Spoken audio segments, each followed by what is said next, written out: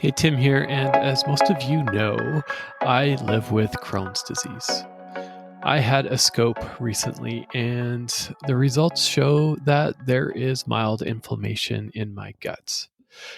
Not just in one spot, but in multiple spots. And while it can be frustrating, and it is a little frustrating, I'm choosing to see this as being hopeful. Somebody asked me if I'm frustrated, and I'm not going to let myself go there. I know that there's still no cure for Crohn's disease yet. I'm hopeful that changing up a few things in my lifestyle and continuing on the medication that, it will take effect, and we'll see where it goes from there. And as a friend said to me, at least it's not severe. So I'm kind of leaning into that right now.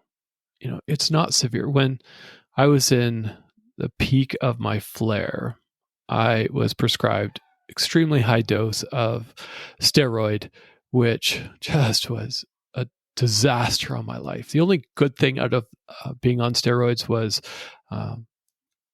developing a recipe that I now call Manic Muffins. And I still need to put it up on the website. I would wake up at 2 or 3 in the morning and just bake, and to the point where my kids and my wife said, please, no more baking. But I'm not there. And so that's why I'm leaning into hope. I wanted to share a little bit about how I even got to have a scope, because it took a bit of advocating for myself. A few weeks ago, I called up my doctor after experiencing a massive bleed. And so I said, hey, this is what's going on. And he said, well, it could be a number of things. And I said, but it could also be Crohn's. We don't know that. I also explained to him that I have no energy. Like, I'm not just tired, I am beyond fatigued, to the point where I need naps in the afternoon just to get through the day. So I asked him, like, what do we do? What are the options here? And we came to the conclusion that I need an iron infusion. And I even asked for that. I said, hey, what's it going to take for me to get an iron infusion? And he pulled up my blood work and said, well, actually, you're lower than the acceptable level, so let's get you in for that. And thankful for a cancellation at the hospital, because that they got me in very, very quickly for that. But I also advocated for getting a scope done.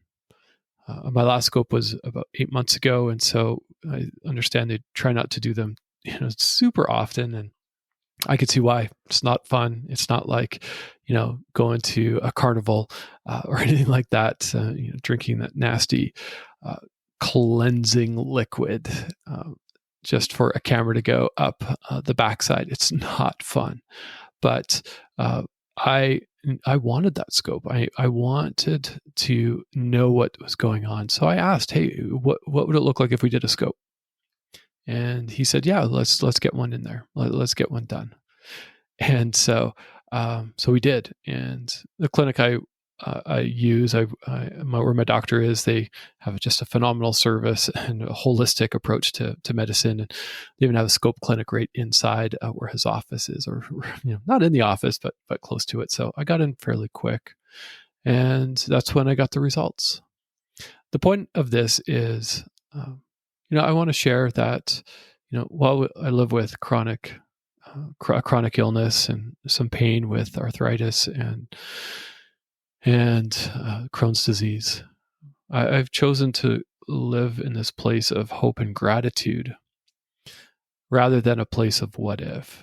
And while it could be frustrating, I know for me, for my mental health, I just can't go there. I can't allow myself to live there. And so with that, I just want to share that a little bit. And so don't be afraid to ask for a second opinion. If your doctor isn't supporting what you're looking for, go get that second opinion. So I'm hopeful, and I hope this message encourages you as well. Have a good one.